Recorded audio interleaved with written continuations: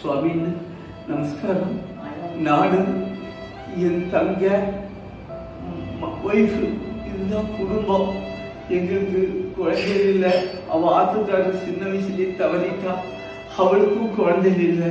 ட்ரீட்மெண்ட்டுக்கு இருக்கிற கையில் காசெல்லாம் தீர்ந்து போயிட்டு செலவழிச்சிட்டோம். பூஜை பண்ணுறேன், அங்கே சம்பளமும் கிடையாது, தட்டு காசு தான்.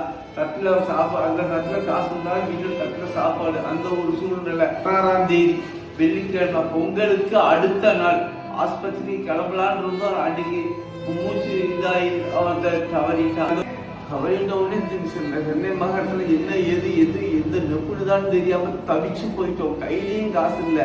இந்த ஒரு சூழ்நிலை எங்களுக்கு தெரிஞ்ச புண்ணியவாவுக்கு எத்தனையோ புண்ணியவாளுக்கு மக்களுக்கு அப்போ உதவுறாங்க.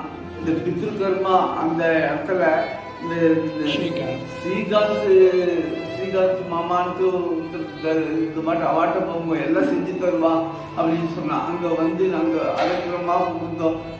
என் தங்க பண்ண புண்ணியம் ஒரு அவதாரம் மாதிரி எங்களுக்கு வந்து எல்லா சௌகரியம் நான் பண்ணித்தரேன். இன்னும் அந்த அந்த புண்ணியவதிக்கு எல்லா சௌக்கியமா சந்தோஷமா சம்பிரமமா சுபகாரியம் வரைக்கும் நான் ஃப்ரீயாகவே பண்ணித்தரேன். சம்பிரமமா செஞ்சு வைப்பான்னா அதே மாதிரி வந்து சொன்ன உடனே கொஞ்சம் கூட கலங்காதீங்கோ, பெரியவா நீங்க எல்லாம் கலங்காதீங்கோ. உங்களுக்கு எல்லா அந்த அந்த கர்மாவை நிறைவா பூசி பண்ணி வைக்கிறேன். 7ஆம் நாளுதே நித்தியவதி பண்ணணும்னு சொல்லியிருந்தேன். நேற்றையில இருந்தேன். அவர் வந்து பரிபூர்ணம்னா ஒத்த பைசா எங்ககிட்ட வாங்கல. உங்களை போல நல்ல புண்ணியவான்கள் தர்மவான்கள் யாராவது இருந்தாலும் நல்ல உள்ளங்கள் இருந்தா இந்த புத்தூர் கர்மாக்கு கொஞ்சம் உதவினாங்க. எனக்கு மட்டும் இல்லை, இன்னும் என்ன போல இருக்க வாழ்க்கும் எல்லாரும் உதவும். அந்த அந்த அண்ணாக்கு ஸ்ரீகாந்த் அண்ணா கிட்ட உங்களால முடிஞ்சதை அனுப்பிச்சேங்கனாக்கா எங்களுக்கு ரொம்ப உதவியா இருக்கும்.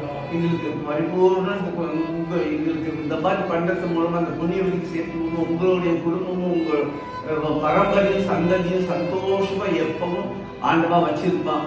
உங்களுக்கு அதனால உங்களை ரொம்ப வேண்டிக்கை இருக்கிறேன். நமஸ்காரம்னா